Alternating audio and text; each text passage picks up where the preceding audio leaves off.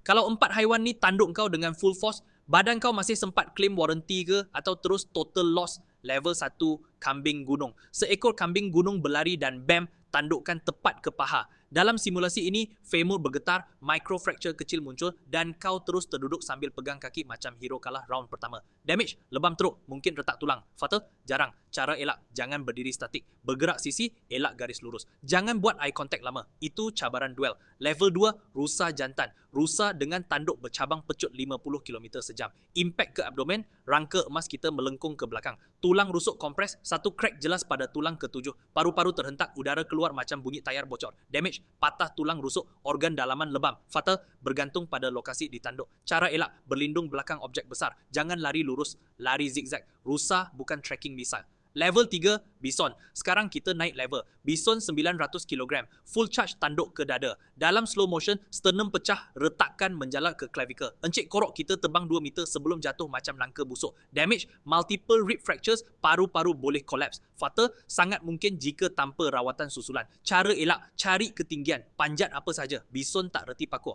Level 4, badak sumbu. Ini bos terakhir. 2 tan otot dan tanduk keras macam besi. Kalau dia berjaya tanduk kau, impact frontal. Dalam 0,2 saat, pelvis pecah, tulang belakang melengkung abnormal, retakan halus merebak sepanjang vertebra, tubuh terpelanting, internal bleeding besar-besaran, damage, trauma total badan, survival rate hampir kosong kalau direct hit. Cara elak, jangan jadi hero. Jarak jauh adalah survival terbaik. Badak boleh lari 55 km sejam. Kau nak jogging seminggu sekali pun malas. Moral of the story, kalau nampak haiwan bertanduk pecut ke arah kau, itu bukan peluang untuk kau tunjuk berani. Itu peluang untuk kau segera bertaubat. Kalau korang suka konten macam ni, jangan lupa subscribe, follow dan share.